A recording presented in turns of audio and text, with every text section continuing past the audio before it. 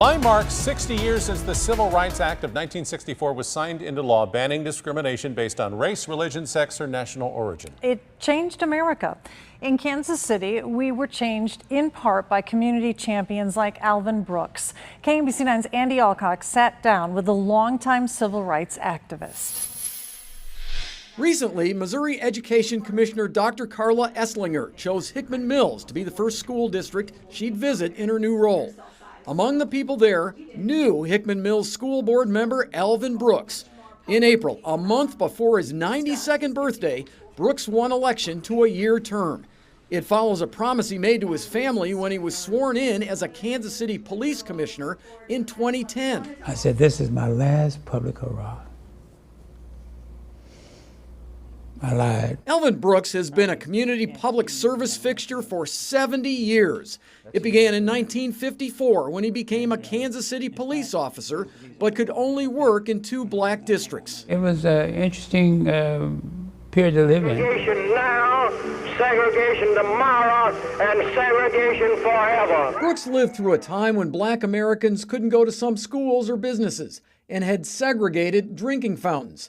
In a book about his life, he recalls a police officer detaining him at a hill for hours with some white boys based on an unfounded suspicion they'd been throwing rocks.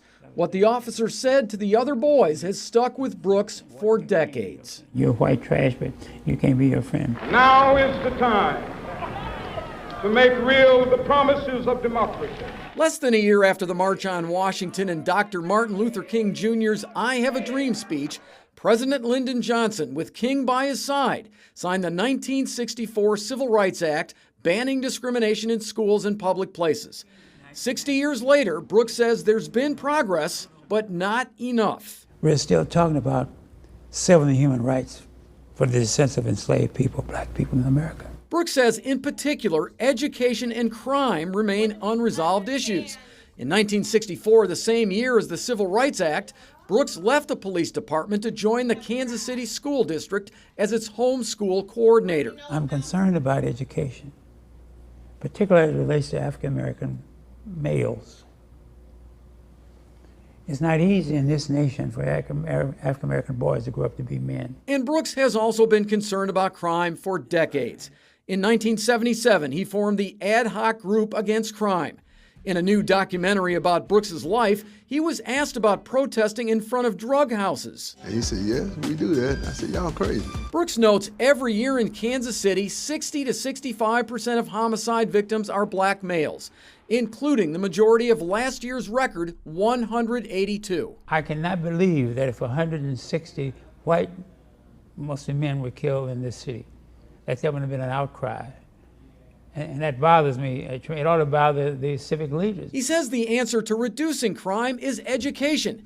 It explains Brooks' current role on the Hickman Mills School Board. I promised my daughters that this is the last one. And I don't want to lie to them over and over again.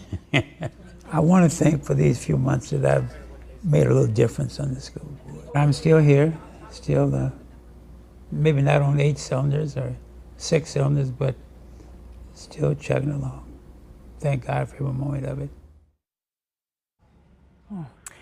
A true gentleman. Brooks' public service also includes time as Kansas City Human Relations Director, Assistant City Manager, City Councilman, and Mayor Pro Tem.